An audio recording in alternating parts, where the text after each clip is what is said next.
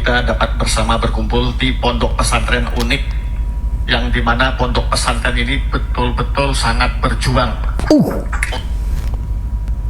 Gua kepret masuk kuburan loh. Akan menjadi negara yang sukses. Sukses. Menyiapkan generasi Indonesia Emas 2045. Generasi emas, teman-teman. No, God, please, no, no, no, no. Kondisi perwalian di Indonesia sudah semakin buruk ya, teman-teman. Sudah semakin bobrok, sudah semakin gak karuan. Yang dimana seorang Mama Gufron tengah mendapatkan penghargaan dari pemerintah. Katanya pondok pesantrennya itu bisa menjadi contoh kemajuan negara, kemajuan dunia pendidikan, dan berbagai macam manfaat lainnya untuk pendidikan agama. Begitu mantul buka Pancasila, benar.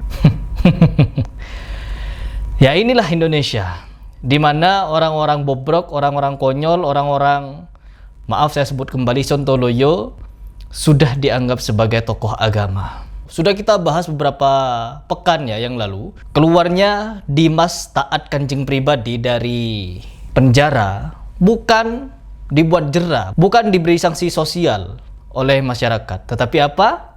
Diangkat sebagai tokoh agama, tokoh masyarakat, tokoh sosial. Ini musibah, teman-teman. Yang dimana ketika kita memberikan pembahasan seperti ini, banyak mulut-mulut sumbing yang berkomentar, Heri Pras tolong stop membahas atau mengkritisi para ulama. Ulama, teman-teman. Ulama Gufron. Saya langsung lihat dulu Mekar Nakir. Jangan tanya-tanya, ini urusan saya. Selesai.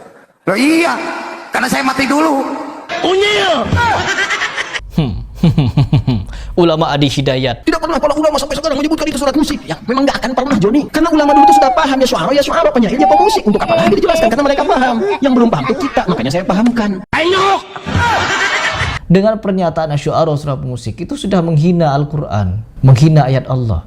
Oh enggak, kenapa bisa ditafsirkan seperti itu? Karena ada pemusik yang beriman, dia main musik rock tapi menyebut nama Allah.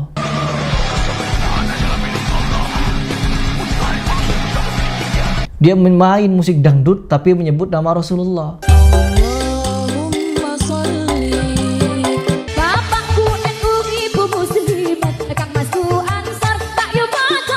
Musik yang pemusik yang beriman, pemusik yang bertakwa. Siapa pemusik yang bertakwa? Wali band, Tobat Maksiat. Judulnya Tobat Maksiat. Yang di bawah ketika mendengarkan lagu itu ngapain? Jingkrak, teman-teman.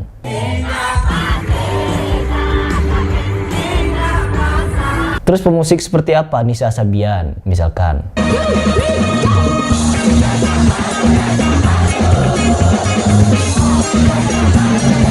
Atau Maher Zain. Atau seperti apa? Rock, musik rock seperti ini.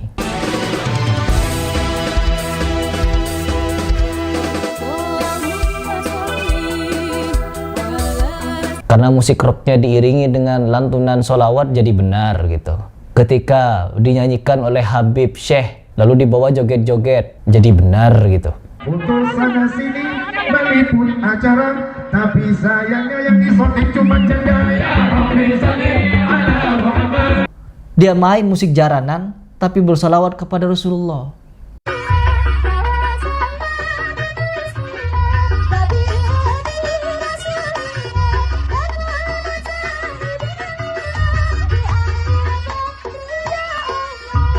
Seperti apa pemusik yang beriman? Sekalian saya sebut ulama fulan, yang dimana kebanyakan dari orang-orang yang dianggap ulama ini banyak menyesatkan umat, tapi apa yang terjadi?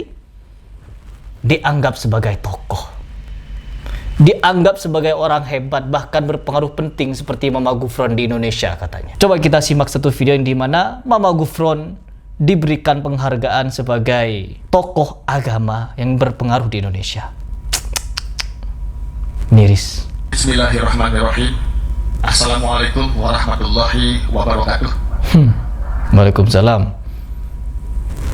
Alhamdulillah wa syukurillah pada malam hari ini. Jadi alhamdulillah wa syukurillah pada malam hari ini sudah dianugerahkan seorang ulama yang sangat luar biasa, yaitu Abuya Mama Gufron. Lanjut dulu.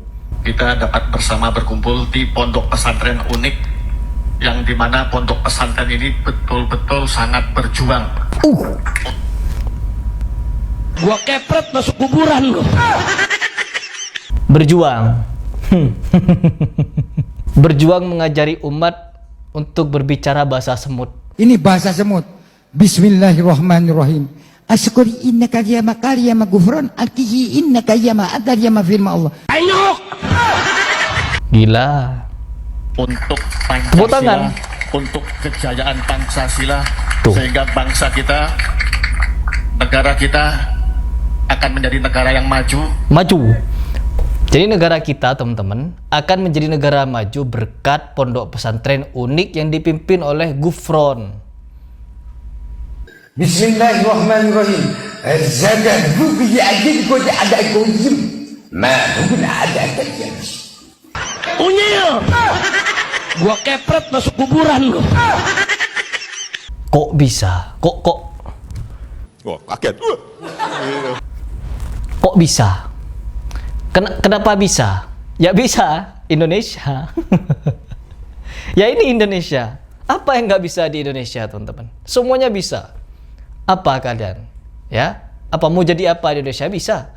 Mau jadi tokoh agama, mau jadi pengasuh pondok pesantren, bermodal gila, bermodal menjedup, bermodal stres, jadi kalian. Oh, gak perlu banyak acara, gak perlu, teman-teman. Cukup jadi orang nyeleneh aneh seperti Gufron, jadi kalian. Di Indonesia itu karena ada ajaran, yaitu ajaran majedupan, wali-wali majedupan. Akhirnya apa? Banyak orang-orang konyol dianggap jadi wali di Indonesia. Nyeleneh dikit, jangan, hati-hati tuh. Hati-hati, makrifat, keramat dia. Ya Allah.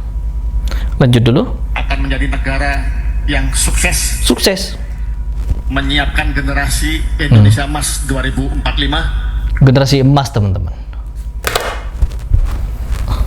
No, God, please, no, no, no, no. Oh, pantesan NU menjadikan Gufron sebagai tokoh agama, sebagai dewan penasihat. Hebat, gak tanggung loh, ya. Jabatan Gufron ini di NU, ya, apa pokoknya di cabang NU atau bagaimana itu, pokoknya di lembaga NU, Gufron jadi penasehat, teman-teman. Strategis sekali dia ini. Wish, kok bisa? Kok? Wah, kaget. Lanjut dulu. Seperti yang dicita-citakan oleh Cita. Bapak Presiden kita, Bapak Prabowo Subianto. Nyebut Prabowo. Apakah iya Pak Prabowo ini mensupport orang seperti Gufron? Apakah iya? Aduh, kok gemes ya. Jadi kemarin ketika ada teriakan dari netizen bahwa yuk mari kita dukung Gufron ini untuk menjadi pengganti Yahya Khalil Stakuf. Untuk apa? Menjadi ketua umum PBNU. Karena apa? Generasi emas akan dicetak oleh Gufron. Kata bilatung, kata cacing. Mas asyidi idhasya kasyira. Kurang dagelan apa negeri ini? Bukan negerinya yang salah, tapi penghuninya. Ya kebanyakan penghuninya yang beragama NU ini, ya begini oknum-oknumnya. Menganggap orang-orang seperti Gufron sudah seperti tokoh agama yang paling berpengaruh di Indonesia. Memang berpengaruh bagi orang-orang NU, cuma ada di NU. Merem dikit, melek, melihat Nabi hadir lalu mengucapkan salam.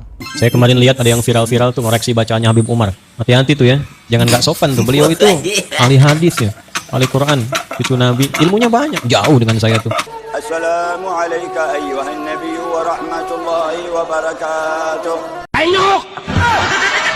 Sebagai bukti dan wujud kecintaan Kiai Haji Mama Gufron terhadap Mama Gufron, Kiai Haji Mama ya, Mama Gufron ya.